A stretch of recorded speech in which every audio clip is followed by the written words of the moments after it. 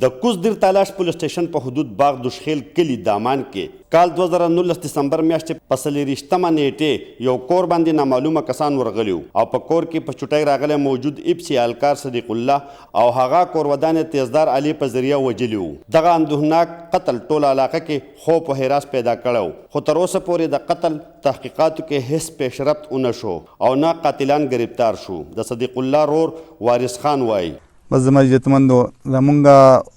کشر رور صدیق الله په 24/12/2019 باندې نامعلوم افرادو په خپل کوټه کې په خپل بیټ کې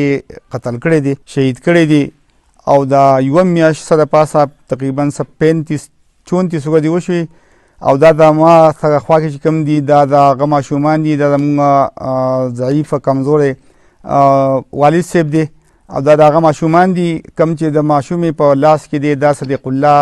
پټو دی او نامعلوم افرادو قتل کړي دي او د نن تاریخه پورې د هغه قاتلان ونیولی شو. زمونږ د ټولو حکم بالا نه افسران بالا نه دا توقع ده چې موږ ته د انصاف میلاو شي او زموږ د صدیق الله قاتلان دي زر تر زره ګرفتار کړلی شي او موږ ته د انصاف میلاو شي، ځکه چې تر حاله د هېڅ په دغه کې څه گرفتاری د وسه پورې لا نه ده شوې او موږ د حکم بالا نه انصاف د وزیر اعظم نه د گورنر خیبر پختونخوا نه او دغه شانې د آی جي پي او د ټولو افسران بالا نه دا توقع کوو چې موږ د انصاف میلاو شي او د قاتلان یې زر تر زره ونیولی شي. د صدیق الله نه دوه وړي لوڼه یتیمان پاتې شوي. د ده د پلار وینا ده چې د دوی د هیڅ چا سره دښمني نشته. موږ شپږ کسانو او دوه واړه ماشومانو، دا دوه ماشومانو او دوه بویخیز وایي په بوډاګانو په دوه همساګانو زم ګرځم او بوډۍ هم ګرځي او دا یو سړي په دغه کې و موږ اتره وه،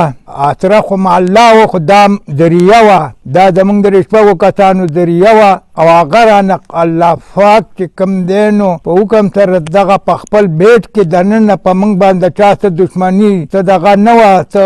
بدل نه وه د چا سره او په بر نه حقه بې ګناه موږ څه پوټې ګناه ځان ته نه لیدل او د هغې په وجه باندې زموږ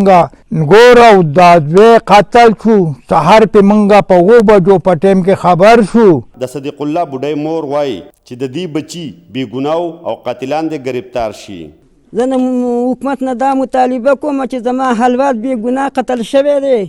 د دې قتل تپوس کوم چې دا ولې بې ګناه قتل شوی دی. زه خو حلوات ته یو پوټی قصور نه ینم په خپل